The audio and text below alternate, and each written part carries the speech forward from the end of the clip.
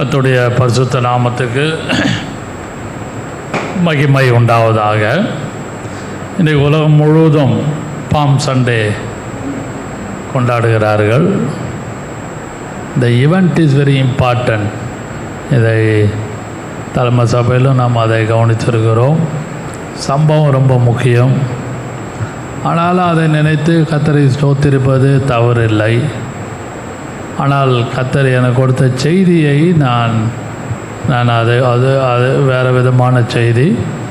ஆனாலும் அநேகர் இந்த நாளை குருத்தோல் ஞாயிறு என்று சொல்லி எல்லாரும் எல்லா சபைகளிலும் கர்த்தருடைய வசனத்தையும் ஸ்தோத்திரம் பண்ணி எல்லாம் பண்ணுவது போல இருந்தாலும் அதுக்கேற்ற ஒரே ஒரு குறிப்பை நிறைய உண்டு. ஒரே ஒரு குறிப்பை சொல்லிவிட்டு கர்த்தருடைய செய்தியை நாம் கடந்து போகலாம்.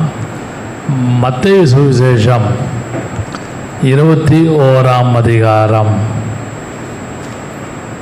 2வது வசனத்தை வாசிக்கலாம். Matthew's gospel chapter 21 verse 2. 21ஆம் அதிகாரம். உங்களுக்கு எதிரே இருக்கிற கிராமத்துக்கு போங்கள். போன உடனே அங்கே ஒரு கழுதையை அதனோடு ஒரு குட்டியையும் கட்டியிருக்க காண்பீர்கள். அவைகளை அவிழ்த்து என்னிடத்திலே கொண்டு வாருங்கள். அவைகளை அவிழ்த்து மார்க்கு சுவிசேஷம் 11ஆம் அதிகாரம். இங்கே வந்த பிறகு சற்று யோசித்தேன். 11ஆம் அதிகாரம் 6ஆம் வசனம் வாசிக்கலாம். இயேசு கற்பித்தபடியே அவர்களுக்கு உத்தரவு சொன்னார்கள். அப்பொழுது அவர்களை போகவிட்டார்கள். 4ஆம் வசனம். அவர்கள் போய் வெளியே இருவழி சாலை சந்தியில் ஒரு வாசல் அருகே கட்டியிருந்த அந்த குட்டியை கண்டு அதை அவிழ்த்தார்கள். அப்பொழுது 5வது வசனம். அப்பொழுது அங்கே நின்றவர்களிலே சிலர், நீங்கள் குட்டியை அவிழ்க்கிறது என்னவென்றார்கள். அது அடுத்தபடியாக லூக்கா சுவிசேஷம் 19ஆம் அதிகாரம் 30வது வசனத்தை வாசிக்கலாம். உங்களுக்கு எதிரே இருக்கிற கிராமத்துக்கு போங்கள். அதில் பிரவேசிக்கும் பொழுது மனுஷன் ஒருவனும் ஒரு காலம் ஏறியிராத கழுதை குட்டியை கட்டியிருக்க காண்பீர்கள். போதும் கவனிங்கள். கட்டியிருக்க காண்பீர்கள். அதை அவிழ்த்து கொண்டு வாருங்கள். கவனிங்கள். 30ஆம் வசனத்திலிருந்து 34ஆம் வசனம் முடிய லூக்கா 19, 30, 31, 32, 33, 34 வாசிக்கிறோம். அவிழ்த்து கொண்டு அவிழ்க்கிறீர்கள். அவிழ்க்கும்போது 33வது வசனம். அதே 33வது வசனம் அவிழ்க்கிறீர்கள் என்று கேட்டால் ஏன் அவிழ்க்கிறீர்கள் அப்படியானால் அது ஆண்டவருக்கு வேண்டும் என்று சொல்லுங்கள். அவனைங்கள் இந்த பாம் சண்டேல whatever we bind on earth it will be loose. அதாவது எதையெல்லாம் பூலோகத்தில் கட்டுகிறீர்களோ அவை பரலோகத்தில் கட்டப்படும். நமக்கு வசனம் நன்றாக தெரியும். எவைகளெல்லாம் நாம் கட்டவிழ்க்கிறோமோ அதை கட்டவிழ்ப்பார். இந்த பாம் சண்டேயில் Matthew 21:2, Mark Gospel chapter 11, 4, 5, 6, Luke's Gospel chapter 19, 30-35 or 34. இதில் பார்த்தீங்கன்னா அவிழ்த்து கொண்டு, லூக்காவில் தான் 2, 3, 4, 5 இடத்துல அவிழ்த்து கொண்டு, அவிழ்க்கிறீர்கள், அவிழ்க்கும் பொழுது என்ற வார்த்தை அடிக்கடியாக ஒரு 3, 4 இடத்துல வருது. அது இங்கே வந்த பிறகு சற்று யோசித்தேன் அந்த பகுதியை. இந்த உலகம் முழுவதும் இந்த பாம் சண்டே குருத்தோல் ஞாயிறை கொண்டாடி கொண்டிருக்கிற வேளையில் ஒரே ஒரு குறிப்பை சொல்லிவிட்டு கர்த்தருடைய வசனத்தை கவனிக்கலாம். எதையெல்லாம் நாம் அவிழ்க்க வேண்டுமோ கர்த்தர் சொல்லுகிறாரோ அதில் பாருங்கள் ஒரு வார்த்தை எழுதப்பட்டிருக்கிறது. அதை ஏன் அவிழ்க்கிறீர்கள் என்று சொல்லும் பொழுது ஆண்டவருக்கு வேண்டுமென்று சொல்லுங்கள். அவனைகள் பொதுவாக பிசாசினுடைய மந்திர கட்டுகளுக்கும் சக்திகளுக்கும் கட்டி ஜெபம் பண்ணுவோம். அது ஒரு எப்படி புறஜாதியால் மத்தியிலே ஒரு சூப்பர்விஷலாக மேற்பார்வையாக ஒரு மாதிரி ஒரு எப்படி சொல்கிறதுன்னு தெரியல எனக்கு இருக்கிறதோ, அதுபோல் இந்த கிறிஸ்டியன் உலகத்தில் கட்டு இருக்குது. உங்கள் மேலே ஒரு கட்டு இருக்குது, உங்கள் வீட்டில் ஒரு கட்டு இருக்குது. கர்த்தர் காமிக்கிறாரு. உங்களுடைய பெட்ரூமில், உங்கள் சோஃபா பின்னாடி, பீரோ பின்னாடி, உங்கள் மொட்டை மாடியில் கட்டு இருக்குதுன்னு தேவையில்லாமல் ஒரு something like a false teaching. அதாவது பிசாசின் கட்டுகள் இருக்கிறது உண்மைதான், அது எல்லார் வீட்லேயும் இருக்காது. நல்லா விளையும் கொள்ளுங்கள், எல்லார் வீட்லேயும் இருக்காது. பிசாசினுடைய தொல்லை, பிசாசினுடைய உபத்திரவம் எல்லார் வீட்லேயும் உண்டு. பேசுகிற என்னுடைய வீட்லேயும் உங்கள் வீட்லேயும் உண்டு. ஏனென்றால் பிசாசு நம்மளை விடுதலையாக எதையும் ஜபிக்க விட மாட்டான், வேதத்தை படிக்க விட மாட்டான். Is always giving disturbance. இயேசு விட்டு சில காலம் விலகி இருந்தான். சில காலம்னு இருக்குது பைபிளில். இயேசுவை விட்டு அவன் ஆஃப்டர் டெம்டேஷன், நான் அந்த சோதனை காலத்துக்கு பின்பு பைபிளில் ஒரு வசனம் இருக்குது சுவிசேஷத்தில். அவன் சில காலம், கொஞ்ச காலம் இயேசு விட்டு விலகி இருந்தான். நாம் ஒருவேளை கொஞ்ச காலம் கொஞ்சம் டிஸ்டர்பன்ஸ் இல்லாமல் இருப்போம். ஆனால் ever disturbed by Satan, you and me always. அதில் எந்த விதமான சந்தேகம் கிடையாது. கம்மிங் டு த பாயிண்ட், குறிப்புக்கு வருகிறேன். இந்த கட்ட அவிழ்த்து ஆண்டவருக்கு கொண்டு வாருங்கள் என்று சொல்லும் பொழுது கர்த்தர் இந்த பாம் சண்டே உலகம் முழுவதும் கொண்டாடுகிற இந்த வேளையிலே ஊழியக்காரனால் நான் சொல்வேனால், இந்த குருத்தோல ஞாயிறிலே ஒரே ஒரு குறிப்பை நான் முக்கியப்படுத்துகிறேன். எதையெல்லாம் ஆண்டவர் அவிழ்க்க சொல்லுகிறாரோ, நல்லா கவனிங்கள். நீங்கள் கழுதையும் அதன் குட்டியும் காண்பீர்கள், அதை ஜங்ஷனில் காண்பீர்கள். சாலையில் போகும்பொழுது வரும்பொழுது ஜங்ஷனில் காண்பீர்கள் என்று சொல்லும் பொழுது, அங்கே உங்களை வந்து கேட்கும் பொழுது ஆண்டவருக்கு என்று சொல்லும் பொழுது அதை கட்டவிழுங்கள். ஆனால் எதெல்லாம் ஆண்டவருக்கு என்று உங்களுக்கு நன்றாக தெரிய வேண்டும். குடும்பம் இருக்கிறது, husband is belong to God, wife she is belong to God, children are infant belongs to God. இதில் ஒரு வேளை ரட்சிக்கப்படாதவர்கள், கர்த்தரை அறியாதவர்கள் இருப்பார்கள். இந்த பாம் சண்டே, இந்த குருத்தோல் ஞாயிறில் கர்த்தர் உங்களோடு பேசுவார். நீங்கள் ஜோமோனு எங்கள் தாவே, என் புருஷன் ரட்சிக்கப்படவில்லையே, என்னுடைய மனைவி ரட்சிக்கப்படவில்லையே, என்னுடைய தாய் தகப்பன் அல்லது என்னுடைய மனைவி புருஷன் குணப்படவில்லையே.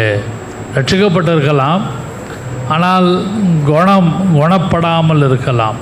அதனால் தான் இயேசு சொன்னார், நீ குணப்பட்ட பின்பு உன் சகோதரனை ஸ்திரப்படுத்து.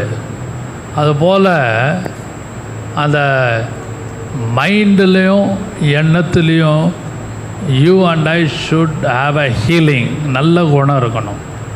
குணப்பட்ட பின்பு எத்தனையோ பாயிண்ட்ஸ் இருக்குது, எல்லாவற்றையும் நான் சொல்ல விரும்பவில்லை, நேரமில்லை. இந்த பாம் சண்டே குருத்தோல் ஞாயிறில் நீங்களும் நானும் நன்றாக உணர வேண்டும்.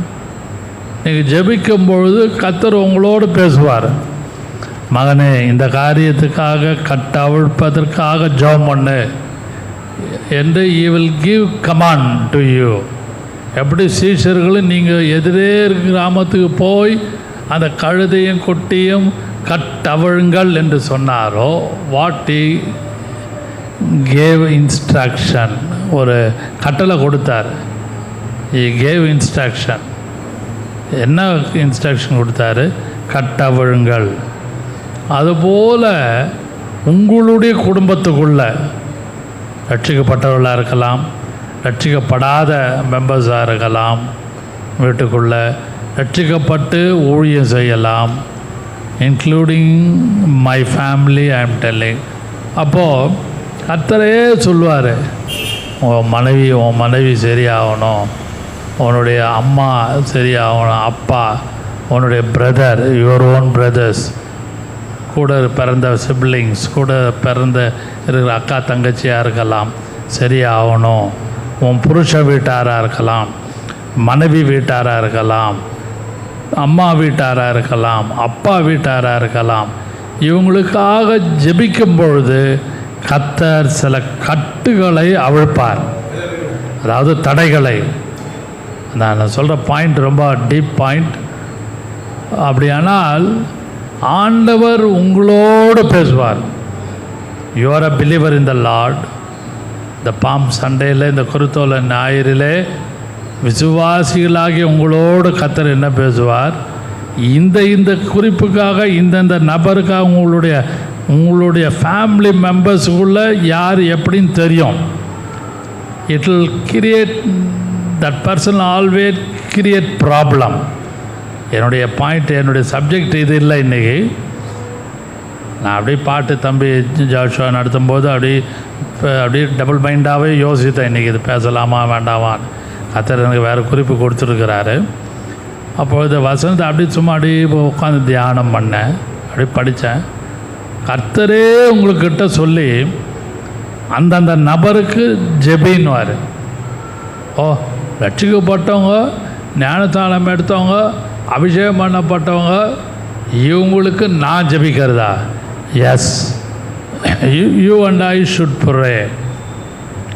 ஸ்பெசிஃபிக்காக சொல்லி ஜெபம் பண்ண சொல்லுவார். நான் ஜெபிச்சிருக்கேன், என் வீட்டுக்கு ஜெபிச்சிருக்கேன், கட்டி ஜெபம் பண்ணியிருக்கிறேன். அப்போ எல்லாமே கர்த்தர் சொல்லும் பொழுது எல்லாவற்றையும் கர்த்தர் அமைதியாக்குவார். நன்றாக புரிந்து கொள்ள, விளையாட்டு இல்லை, வெரி சீரியஸ் பாயிண்ட் இது. அதனால் இந்த பாம் சண்டையில் கர்த்தர் தாமே உங்களோடு, இதை பார்த்து கேட்டுக்கொண்டிருக்கிற உங்களோடு, இந்த குருத்தோலை ஞாயிறு அன்றிலே கர்த்தர் என்ன பேசுகிறார்? உங்கள்கிட்ட சொல்லி XYZக்காக நீ ஜெபம் பண்ணு, நான் அவர்களை கண்டிப்பாக சீர்படுத்துவேன், ஸ்திரப்படுத்துவேன், பலப்படுத்துவேன். ஹல்லேலூயா. உன்னுடைய ஜெபத்தை கர்த்தர் கேட்பாராக. ஒரு பக்கம் வேதனையாக இருக்கும், ஒரு பக்கம் ஏற்றுக்கொள்ள முடியாத இருக்கலாம். என்ன இது இப்படிலாம் நடக்குது, வாட் ஷால் ஐ டூ, என்ன பண்ணுறதுன்னு தெரியலையே, where should I go, to home I should tell, எங்கே போய் சொல்கிறது, யார்கிட்ட சொல்கிறது, சொன்னால் நமக்கு தான் வெக்கமாக இருக்குமேன்னு யோசிப்போம். அந்த காரியத்துக்காக கர்த்தர் இந்த பாம் சண்டை குருத்தோலை ஞாயிறில் கட்ட அவிழ்க்க சொல்லி ஜெபிக்கும் பொழுது கர்த்தர் பூரண விடுதலை கொடுப்பாராக.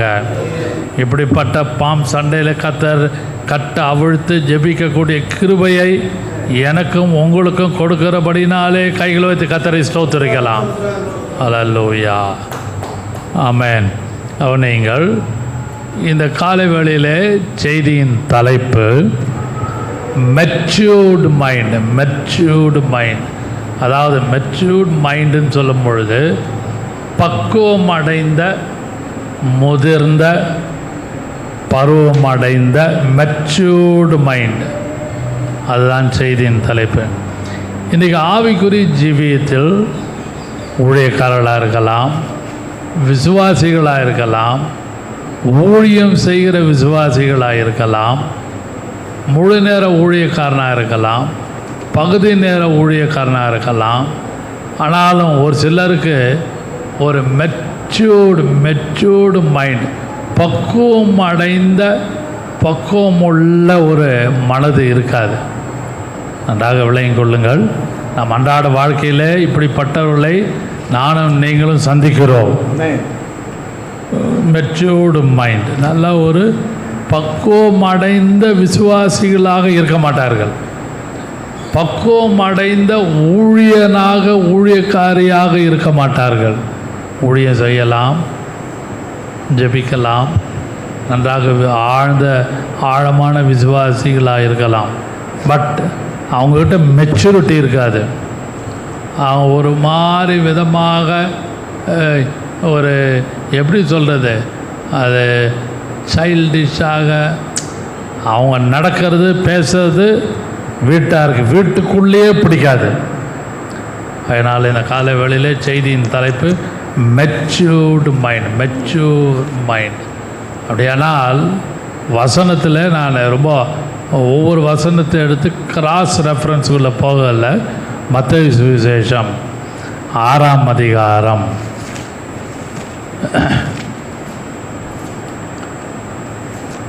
25வது வசனத்திலிருந்து 34வது வசனம் முடிய நாம் வாசிப்போமானால், முடிந்தால் வாசிக்கலாம். மத்தேயு 6ஆம் அதிகாரம். ஆகையால் எண்ணத்தை உண்போம் எண்ணத்தை குடிப்போம் என்று உங்கள் ஜீவனுக்காகவும் எண்ணத்தை விடுப்போம். மன்னித்துக் கொள்ளுங்கள், 24 வாசியுங்கள்.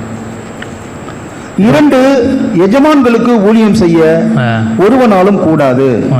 ஒருவனை பகைத்து மற்றவனை சிநேகிப்பான், அல்லது ஒருவனை பற்றி கொண்டு மற்றவனை அசட்டை பண்ணுவான். அவனைகள் 24ஆம் வசனத்திலிருந்து 34ஆம் வசனம் முடிய வாசித்தீங்கன்னா, அந்த இடத்துல யாராவது ஒருத்தருக்கு தான் நாம் வேலை செய்ய முடியும். ஒன்று உலகத்துக்கு, இல்லாவிட்டால் கர்த்தருக்கு. அந்த இடத்துல தான் இயேசு சொல்கிறாரு, என்னத்தை குடிப்போம், என்னத்தை சாப்பிடுவோம், என்ன இதெல்லாம் இயேசு சொல்கிறார். ஆகாயத்து பறவைகளை கவனித்து பாருங்கள், அதை விதைக்கிறதும் இல்லை, அறுக்கிறதும் இல்லை, களஞ்சியத்தில் சேர்க்கிறதும் இல்லை, உங்கள் பரமபிதா பிழைப்பூட்டுகிறார். அவைகளை பார்க்கிலும் நீங்கள் விசேஷித்தவர்கள் அல்லவா? நானும் விசேஷித்தவர்கள். அது மட்டுமல்லாமல் இன்னும் கீழே வந்து அற்ப விசுவாசிகளேன்னு சொல்றாரு. அற்ப விசுவாசிகளே, போதும் வேணாம் வாசிக்கலாம். அற்ப விசுவாசிகளே, காட்டு புஷ்பத்துக்கு இன்று இருந்து நாளைக்கு மறையுது. காலையில் பிரைட்டாக இருக்கும் பூவெல்லாம், ஈவினிங்கில் அப்படியே ஃபேட் ஆகிடும், அப்படியே ஒன்றும் இல்லாமல் போயிடும், அப்படியே மலர்ந்து அப்படியே மங்கி போயிடும். அதனால் இன்றைக்கு இருந்து அதுபோல் அந்த ஒரு பூ காட்டு புஷ்பத்துக்கு உடுத்துகிறார். அது மட்டுமல்லாமல் 27ஆம் வசனத்தில், கவலைப்படுகிறதுனாலே உங்கள் எவன் சரீர அளவோடு ஒரு முழத்தை கூட்டுவான். உடைக்காக கவலைப்படுகிறது என்ன? இந்த 24ஆம் வசனத்திலிருந்து 34ஆம் வசனம் முடிய பார்ப்போமானால், ஒரு புஷ்பத்துக்கு ஒப்பிட்டு பேசுகிறார். ஒரு ஆகாரம் விஷயத்தில் ஒரு சூழ்நிலையை கர்த்தர் அது இயேசு சொல்லி கொடுக்குறாரு. யாருக்கு? அந்த மத்தேயு 6, 7, 8 சீஷர்களுக்கு பேசுகிற மலைப்பிரசங்கம். ஒரு காட்டு புஷ்பத்துக்கு சொல்லிட்டு அற்ப விசுவாசிகளே. அது மட்டுமல்லாமல் இவைகளெல்லாம் 32ஆம் வசனம், இவைகளெல்லாம் அஞ்ஞானிகள் தேடுகிறார்கள். எண்ணத்தை உண்போம், எண்ணத்தை குடிப்போம், எண்ணத்தை உடுத்துவோம் என்று கவலைப்படாதீங்க, எல்லாவற்றையும் கர்த்தர் பார்த்துப்பார். அதான் இன்றைக்கி டெய்லி வீட்டில் நமக்கு வந்து ஒரு போராட்டம் இருக்கும். காலையில் எழுந்தா இதான் செய்யணும், காலையில் இதான், மத்தியானம் இதான், நைட்டு இதான், வேறு என்னத்தை மாற்றி செய்யுதுன்னு தெரியலையேன்னு வீட்டில் ஒரு இந்த டெய்லி டு டே அந்த ஒர்க்குக்கு ஒரு ஆர்கியூமெண்ட் இருக்கும் எல்லார் வீட்டிலையும். ஆனால் இயேசு தன்னுடைய சீஷர்கள் சொல்லி கொடுக்கும் பொழுது அந்த 24ஆம் வசனத்தை வாசியுங்கள். 6:24 2 எஜமான்களுக்கு ஊழியம் செய்ய, 2 எஜமானுக்கு ஊழியம் செய்ய ஒருவனாலும் கூடாது. ஒருவராலும் முடியும். யாராவது ஒருத்தருக்கு தான் வேலை செய்யணும். ரொம்ப கஷ்டங்க. 2 எஜமானுக்கு ஊழியம் செய்கிறது 100க்கு 100 கஷ்டம். நான் ஜெப வீட்டில் ஊழியத்திலே இருந்த காலத்தில், I am talking more than 40 years back உள்ள சம்பவத்தை சொல்கிறேன். 76, 79, 76 கதையெல்லாம் பேசுகிறேன். அப்போது இந்த ஒரு சில ரொம்ப பழைய விசுவாசிகள் தெரியும். ஜப வீட்டுக்குள்ளே 2 லீடர்ஸ் இருந்தாங்க. விதின் த காம்பவுண்ட் 71 பொர்சாங்கை ரோட், 48 பிர்கின் ரோடு பழைய இடம், குமுதம் ஆஃபீஸ். 2 லீடர்ஸ் இருந்தாங்க. பா சுந்தரமும் பா சாம் சுந்தரம். யாருக்கு நீங்கள் கீழ்ப்படுவீங்க? யோசித்து பாருங்கள். யாருக்காவது ஒருத்தருக்கு தான் வேலை செய்ய முடியும். 2 பேரும் they are recognized as a leaders by the grace of God. ஆனால் 2 பேருக்கும் வேலை செய்யுது. காலையில் ஒருத்தருக்கு செய்கிறோம், மத்தியானத்துக்கு செய்யணும். ஊழியத்தில் இருக்கிற ஜூனியர்ஸாக இருக்கிற எங்களுக்கு ரொம்ப கஷ்டம். நாங்கள் செக்ரிகேட் பண்ணி செய்யறதுக்குள்ளே படாத பாடு போடுவோம். அதான் இயேசு சொன்னார், 2 எஜமானுக்கு ஊழியம் செய்ய முடியாது. முடியாது, கஷ்டம். இந்த உதாரணத்துக்காக நான் சொல்லுவேன், ப்ராக்டிக்கலாக. அதனாலே இந்த மெச்சூர்டு மைண்டுன்னு சொல்லும் பொழுது, ஒரு பூவை வச்சு கர்த்தர் இயேசு சொல்கிறாரு. எண்ணத்தை உடுத்துவோம், குடிப்போம், எண்ணத்தை புசிப்போம், அதையும் வச்சு சொல்கிறாரு. இதெல்லாம் சொல்லிவிட்டு உங்களுடைய மைண்டை கொஞ்சம் மெச்சூர்டாக நல்ல ஒரு பக்குவம் அடைந்த ஒரு மனதை இயேசு விரும்புகிறார். எவ்வளோதான் ஜெபிக்கிறோம், எவ்வளோதான் ஊழியம் செய்கிறோம், எவ்வளோதான் வேதத்தை படித்தாலும் மைண்ட் இஸ் இம்மெச்சூர்டு. அது நல்லா யோசியுங்கள். நம்ம டெய்லி லைஃப்பில் அதை பார்க்குறோம். ஆஃபீஸில் பார்க்கலாம், வீட்டுக்குள்ளே பார்க்கலாம். ஊழியத்தில் இருக்கிற நம்மளோட ஊழியம் செய்கிறது ஈக்குவல்ஸ், சப்பார்டினேட் எல்லாம் பார்க்கலாம். கொஞ்சம் கூட மெச்சூரிட்டி இல்லாமல் இருக்கிறாங்களே, எப்படி தான் இவங்க காலத்தை இத்தனை வருஷம் தள்ளினாங்கன்னு தெரியலையே என்று நானும் நீங்களும் பல விதங்களிலே யோசிச்சிருக்கிறோம். அதனால்தான் இயேசு சொன்னார் 33ஆம் வசனம், முதலாவது தேவனுடைய ராஜ்யத்தையும் அவருடைய நீதியையும் தேடுங்கள், அப்பொழுது இவைகளெல்லாம் உங்களுக்கு கூட கொடுக்கப்படும். இவைகளெல்லாம் கூட கூட்டி கொடுக்கப்படும் என்று சொல்லும் பொழுது உங்கள் மைண்டு தான் காரணம். உங்கள் மைண்டில் எதையும் நீங்களே நானும் யோசிக்கக்கூடாது. My mother is like that, my father is like that, my uncle is like that, my in-laws, my wife side, my husband side, my relations, family members, church members, எல்லாரும் எடுத்திங்கன்னா there are immature people. வீட்லேயும் சரி, வெளியிலையும் சரி, including my house. I am telling, எல்லார் வீட்லேயும் கொஞ்சம் கூட மெச்சூரிட்டி இல்லாமல் பேசுவாங்க, நடப்பாங்க. who are they? Head of the family. வீட்டில் ஒரு எஜமாட்டி, ஒரு மனைவி, ஒரு தாய், பிள்ளைகள், மூத்தவன், அண்ணன், தம்பி, அக்கா, தங்கச்சி. பார்த்திங்கன்னா கொஞ்சம் கூட புரிஞ்சிக்காமல் நடப்பாங்க. இருக்குதா இல்லையா? எல்லார் வீட்லேயும் உண்டு, என் வீட்லேயும் உண்டு. இதையாக்கும் இயேசு 2 எஜமானுக்கு ஊழியம் செய்ய முடியாது. யாராவது ஒருத்தருக்கு தான் நம்ம வேலை செய்ய முடியும். அதனால் நம்ம வீட்டையும், வேலை ஸ்தலத்தையும், சபையும், அன்றாட வாழ்க்கையிலே இம்மெச்சூர்டு பீப்புளை நானும் நீங்களும் கடந்து சந்தித்து போய் கொண்டு இருக்கிறோமா இல்லையா? உண்மைதான், இல்லைன்னு சொல்ல முடியாது.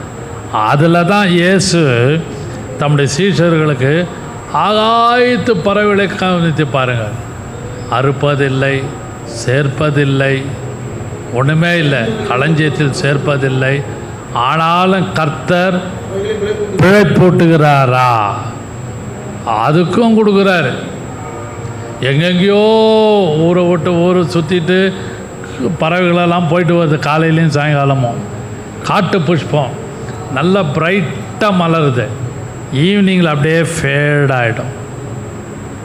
நீங்களும் நானும் காலையில் பிரைட்டாக இருப்போம், நல்லா பிரைட்டாக சுறுசுறுப்பாக இருப்போம். ஆஃப்டர்நூன் ஈவினிங்லாம் ஆட்டோமேட்டிக்காக டல்லாகிடும், அப்படியே ஒரு மாதிரி சோர்ந்துருவோம். என்னடா லைஃப் இது, என்ன பண்ணுறதுன்னு தெரியலையே அப்படின்னு யோசிப்போம். என்னத்தை சாப்பிட்டு என்ன பிரயோஜனம், என்ன ட்ரெஸ்ஸு போட்டு என்ன பிரயோஜனம், என்னத்தை புசிப்போம், என்னத்தை உடுத்துவோம், இதெல்லாம் கவலை இருக்கும். அப்படியே கவலைப்பட்டு இருப்போமானால் எந்த விதமான பிரயோஜனம் இல்லை. Worry is a sinful. Yesu சொல்கிறார், கவலைப்படுறது ஒரு பாவம். அது கவலைப்படுறது யோசிக்கவே கூடாது. நம்மளை கவலை உங்களையும் என்னையும் டவுன் ஹார்ட் பண்ணும்.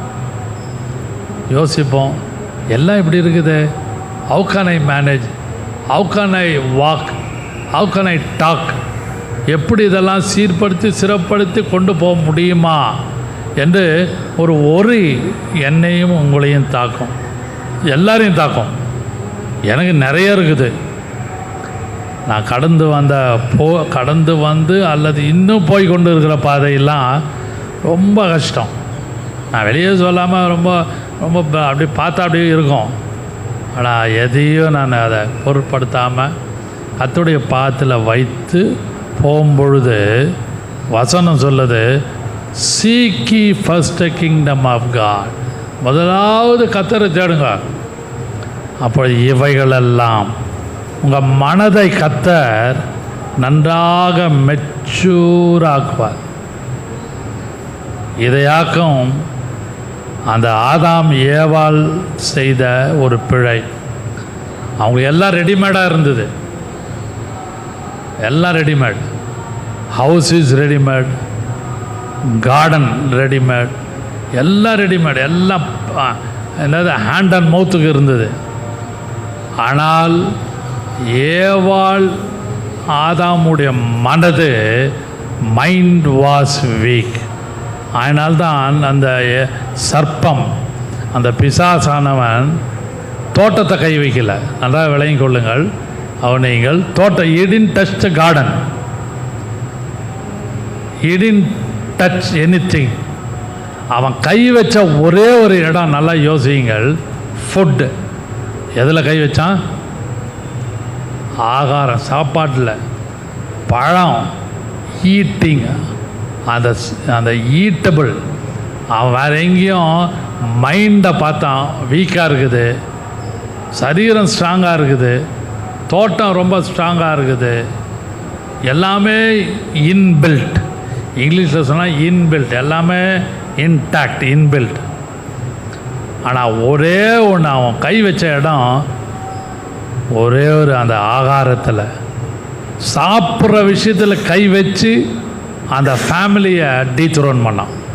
இன்றைக்கும் உலகத்தில் நீங்களும் நானும் எதில் வீக்காக இருக்கோன்னு கர்த்தரை காட்டிலும் மன்னித்து கொள்ளுங்கள், பிசாசு நல்லா அறிஞ்சிருப்பான்.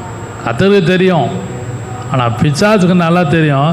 நம்ம ஈஸியாக சொல்லலாம், அதுவே அவருக்கு அது வீக்னஸ்ஸு, இந்த அம்மாவுக்கு அது வீக்னஸ்ஸு, அந்த பையனுக்கு அது வீக்னஸ்ஸு அப்படி. No no no.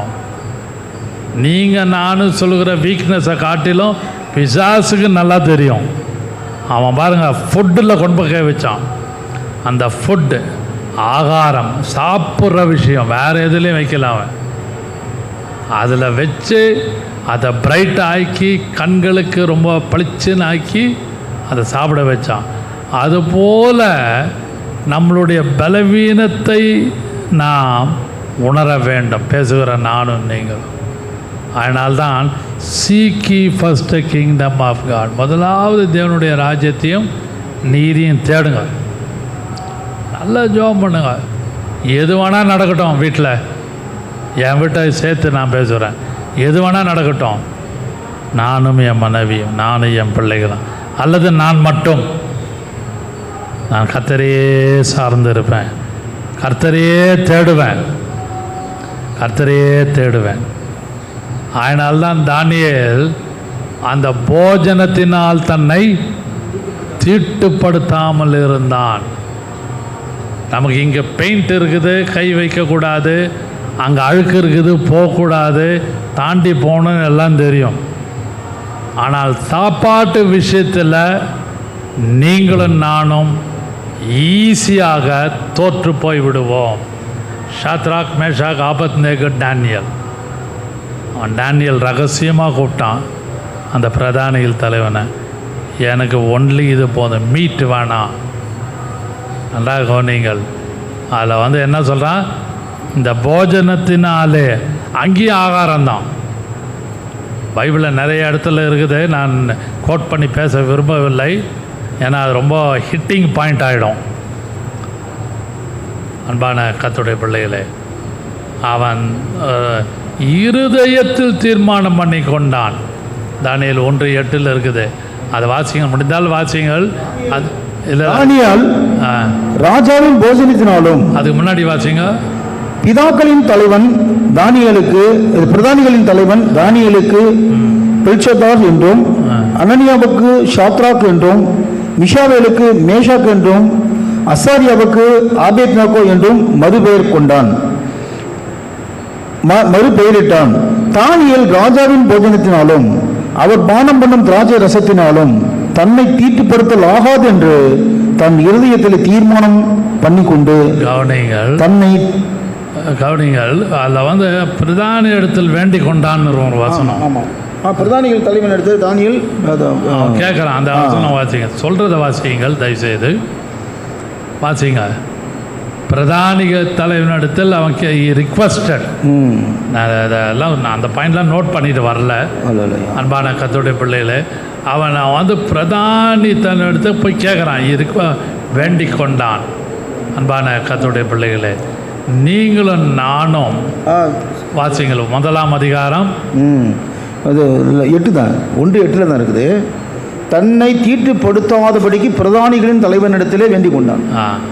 அந்த வசனம் கம்ப்ளீட் ஆகல, அதனால தான் நான் சொன்னேன், நான் எல்லாம் நோட் பண்ணிட்டு வரல. அந்த வசனத்தை 1:8 தான் வேண்டிக் கொண்டான். ஆனால் நீங்களும் நானும் ஈஸியாக ஃபெயிலியர் ஆகிற இடம் ஈட்டிங், போஜனம். ரொம்ப ரொம்ப குயிக். அது வேறு எதுலேயும் கை வைக்க மாட்டோம். நல்லா பொறுமையாக யோசியுங்கள். We are inbuilt. நல்லா பரிசுத்த ஆவியில் நிறைஞ்சிருப்போம், நல்லா பாட்டு பாடுவோம், நல்லா ஜெபம் பண்ணுவோம், அந்நிய பாஷை பேசுவோம். ஆனாலும் நீங்களும் நானும் எண்ணத்தை குடிப்போம். காட்டு புஷ்பத்தை பாருங்கள், ஆகாயத்து பறவை எல்லாவற்றையும் பரமபிதா அறிந்திருக்கிறார். அதனால் அந்த ஒரு மைண்டு, அந்த மெச்சூர்டு மைண்டு இருக்க கர்த்தர் கிருபை செய்வாராக. 2வதாக மத்தேயு சுவிசேஷம் 11ஆம் அதிகாரம் 28, 29, 30 எல்லாம் தெரிந்த வசனம். வருத்தப்பட்டு பாரம் சுமக்கிறவர்களே, நீங்கள் எல்லாரும் என்னிடத்தில் வாருங்கள், நான் உங்களுக்கு இளைப்பாறுதல் தருவேன். கவனிங்கள், நான் உங்களுக்கு இளைப்பாறுதல் தருவேன். எல்லாம் வெல் நோன் வர்ஸ். இன்சைட்டை கொஞ்சம் யோசிங்க.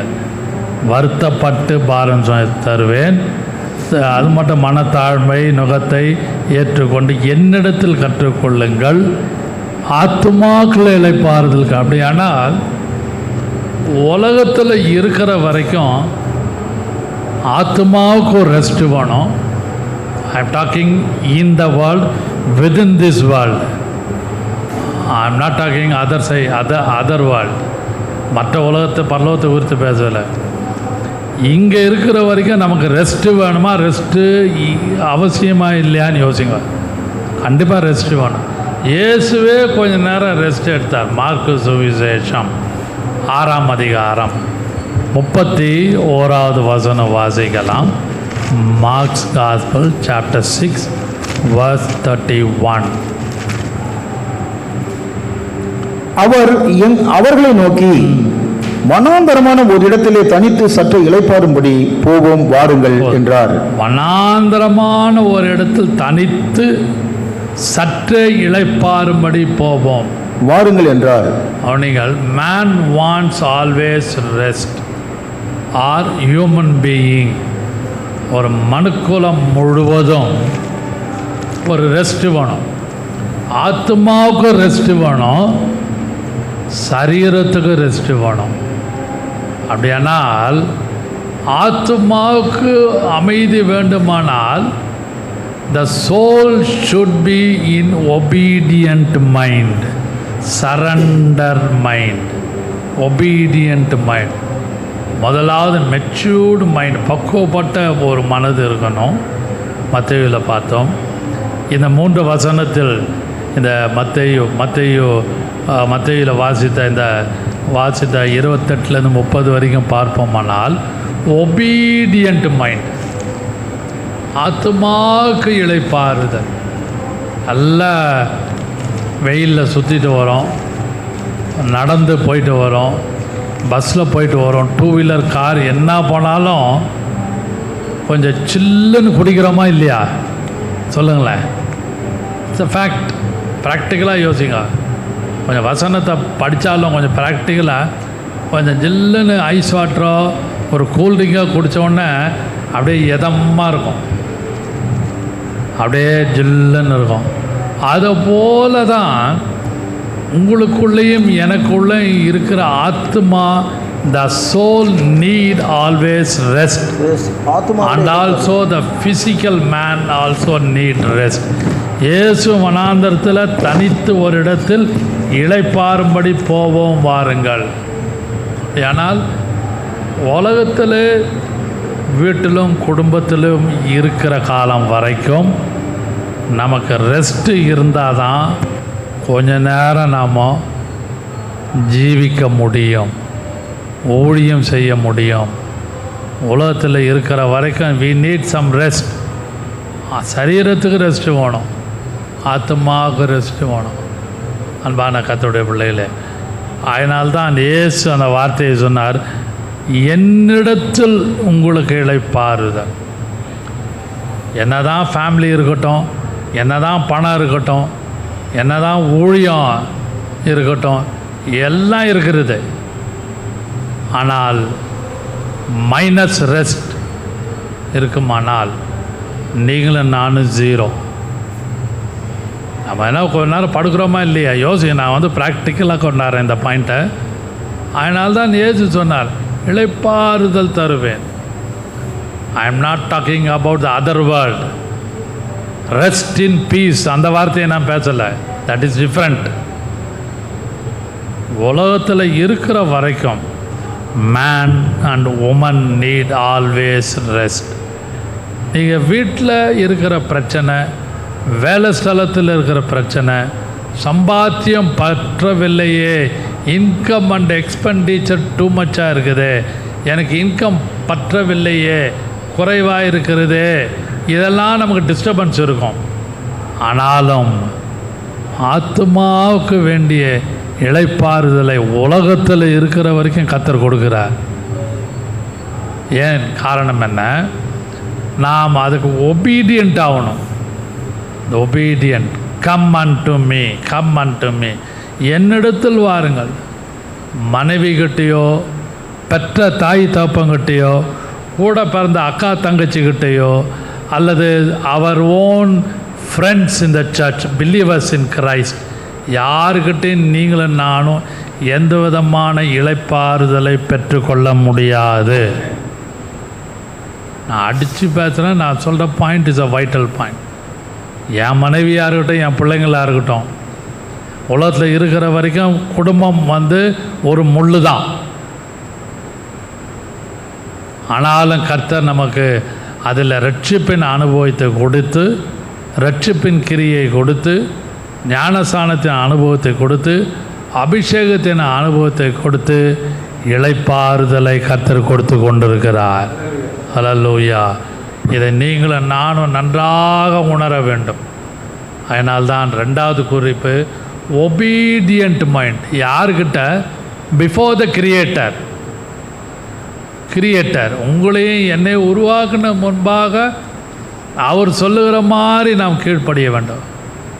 இந்த விஷயத்தில் கீழ்ப்படியும் பொழுது ஆத்மாவுக்கு, மனதுக்கு, மைண்டுக்கு ரெஸ்ட்டு கிடைக்கும்.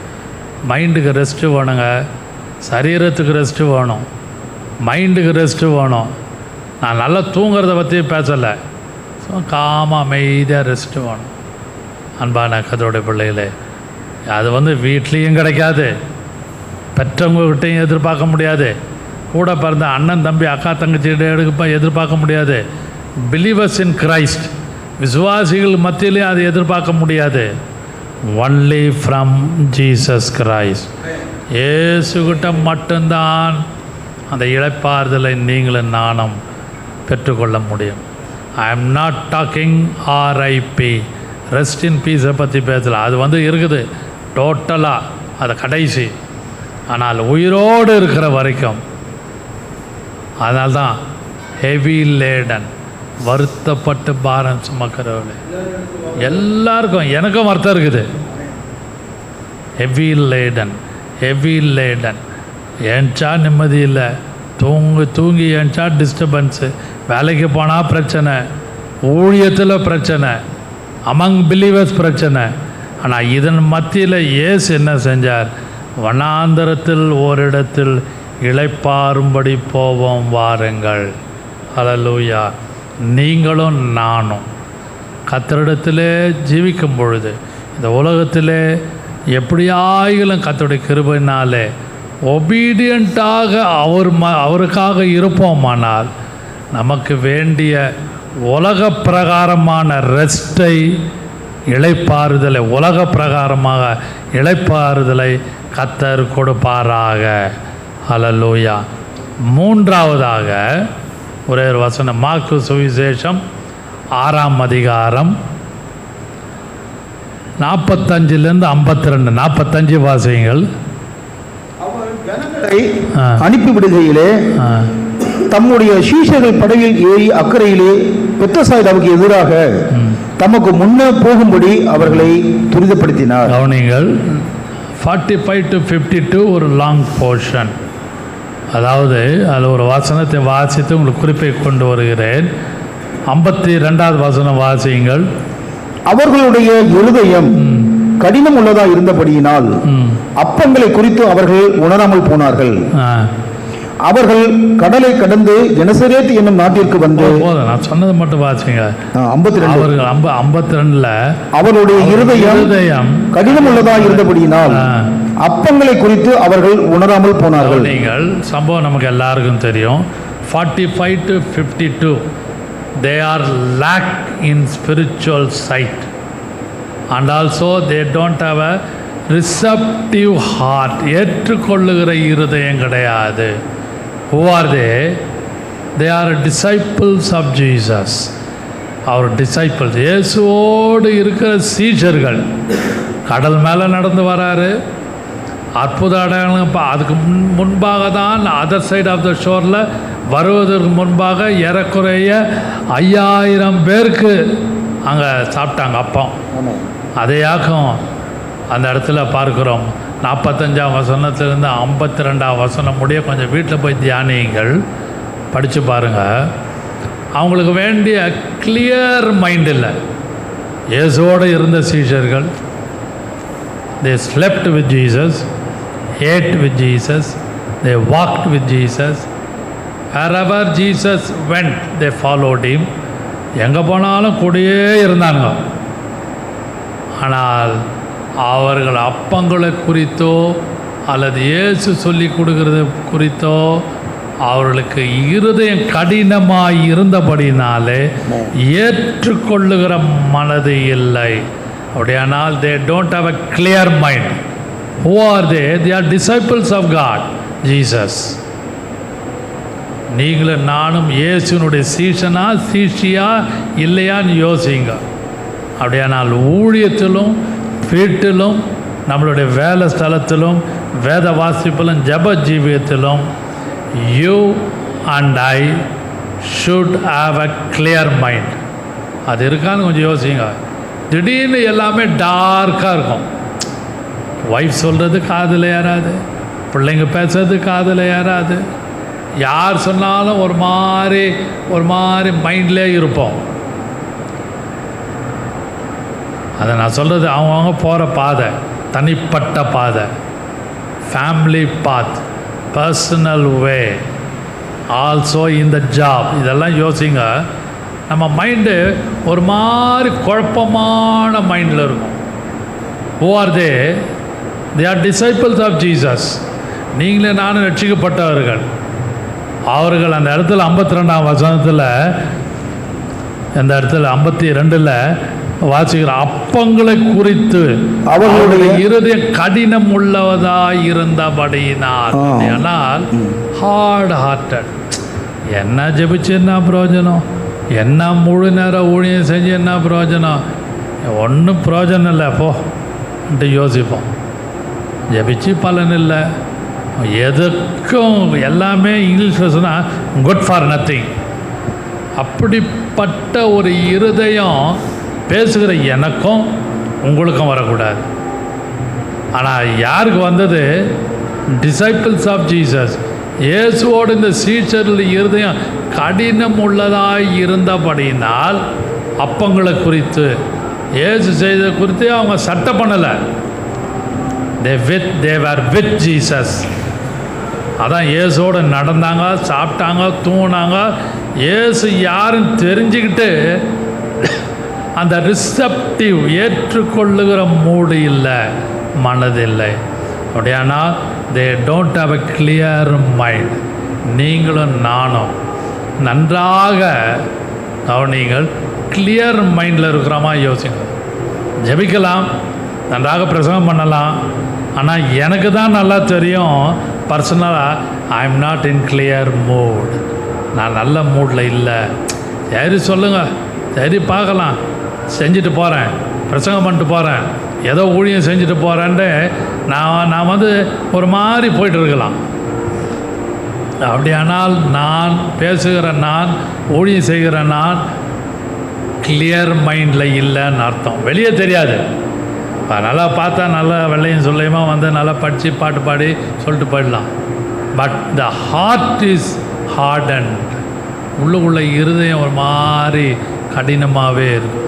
அதனால் இந்த திருவிருந்த ஆராதனையிலே நீங்களும் நானும் பங்கெடுப்பதற்கு முன்பாக கிளியர் மைண்டில் இருப்பதற்கு கர்த்தர் கிருபை செய்வாராக. கடைசியாக 4வதாக வாசிக்கலாம். John's gospel chapter 10 7 to 18.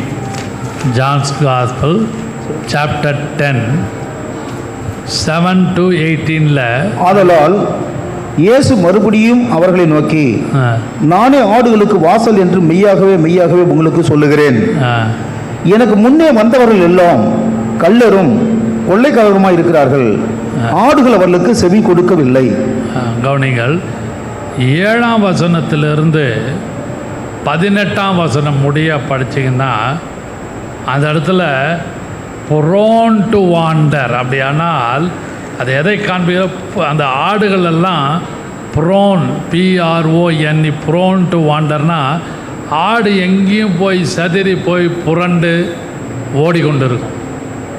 நல்லா நான் வந்து ப்ராக்டிக்கல் ஆடு வளர்க்குறவங்களுக்கு தெரியும், கிராமத்தில் இருக்கவங்களுக்கு போய் கேட்டிங்கன்னா தெரியும். ஒரு இடமா இருக்காது, அதை கட்டியே வச்சுருப்பான் தொழுவத்துள்ள, விட்டால் போதும் அது இஷ்டத்துக்கு ஓடும். புரோன் டு, அந்த வார்த்தை புரோன் டு வாண்டர், அப்படியே சேத்துக்குள்ளேயும் அழுக்குலையும் புரண்டு கொண்டு இருக்கும். ரொம்ப ஆழமான குறிப்பு. 7ஆம் வசனத்திலிருந்து 18ஆம் வசனம் முடிய வீட்டில் போய் வாசியுங்கள். ஆஃபன் சர்ச், அடிக்கடி அந்த மேய்ப்பன் வந்து ஆடை தேடினே இருப்பான். காணாமல் போன ஆடு, காணாமல் போன ஆடு. லூக்கா 15ஆம் அதிகாரத்தில் இருக்குது. லாஸ்ட்டு காயின், லாஸ்ட்டு ஷீப்புன்னு இருக்குது. காணாமல் போன காசு, காணாமல் போன ஆடுன்னு இருக்குது. 3 பாயிண்ட் இருக்குது 15ஆம் அதிகாரத்திலே. 3 பாயிண்ட். லாஸ்ட்டுன்னு காணாமல் போன. அன்பான கர்த்தருடைய பிள்ளைகளே, அது எதை காண்பிக்கிறது? அடிக்கடியாக மந்தையை விட்டு விலகிறோம். நன்றாக புரிந்து கொள்ளுங்கள். அடிக்கடியாக மந்தையை விட்டு விலகிவிடும். டிஃபென்ஸ்லெஸ், தன்னை பாதுகாத்து கொள்ளாது, ஈஸியாக எதிரி கையிலே சிக்கிக்கொள்ளும். அதனால்தான் சொன்னார் இயேசு, ஐ ஆம் த குட் ஷெப்பர்ட். நானே நல்ல மேய்ப்பன். அந்த ஆடுகளுக்காக அவன் ஜீவனை கொடுக்கிறார். ஜீவனை கொடுக்கிறான். அன்பான கர்த்தருடைய பிள்ளைகளே, நீங்களும் நானும் எதை காண்பிக்கிறது? ஸ்டேபிள் மைண்டாக இருக்கும். Stable mind, clear mind, stable mind, அப்புறம் மெச்சூர்டு மைண்ட், ஒபீடியன்ட் மைண்ட். அதனால் கடைசி பாயிண்ட் நிறைய இருக்குது, நேரம் இல்லை. ஸ்டேபிளாக இருக்கு. ஆட்டு தொழுவத்துக்குள்ளேயே அப்படியான சபைக்குள்ளாக கர்த்தர் யார் யாரை எந்தெந்த சபையில் நாட்டி நிலை நிறுத்திருக்கிறாரோ அதில் ஸ்டேபிளாக ஒழுங்காக இருப்பதற்கு கர்த்தர் கிருபை செய்வாராக. உலகம் முழுவதும் உள்ள ஆட்டு தொழுவமாக சபையை குறித்து நான் பேசுகிறேன். அது எவ்வளோ பேர் வேண்டுமானால் இருக்கலாம். சிதறடிக்கப்பட்ட ஆடுகளாக இருக்கக்கூடாது. ஆனால் வசனம் இருக்கு, மேய்ப்பனை வெட்டுவேன், ஆடுகள் அது வேற சப்ஜெக்ட். அது ரொம்ப ஆழமான சப்ஜெக்ட். மேய்ப்பனை வெட்டுவேன். இயேசுவை வெட்டினார்கள், எல்லாரும் சிதறிட்டாங்க. அதெல்லாம் நமக்கு தெரியும். அதனால் இந்த பாம் சண்டே, இந்த குருத்தோல ஞாயிறிலே obedient mind, matured mind, clear mind, stable mind இருக்க கர்த்தர் உங்களுக்கும் எனக்கும் கிரியை செய்வாராக. அன்பின் பிதாவே, இந்த காலை ஆராதனைக்காக நன்றியோடு ஸ்தோத்திரிக்கிறோம். ஸ்டேபிளாகும், கிளியர் மைண்டாகவும், பிதாவே மெச்சூர்ட் மைண்டாகவும், ஒபீடியன்ட் மைண்டாகவும் இருக்கக்கூடிய கிருபையை எனக்கும் இதை பார்த்து கொண்டிருக்க அனைவருக்கும் பிதா குமாரன் பரிசுத்தாவின் நாமத்தினாலே எல்லாருக்கும் கட்டளையிடுவீராக. இயேசுவின் நாமத்தில் பிதாவே, ஆமென்.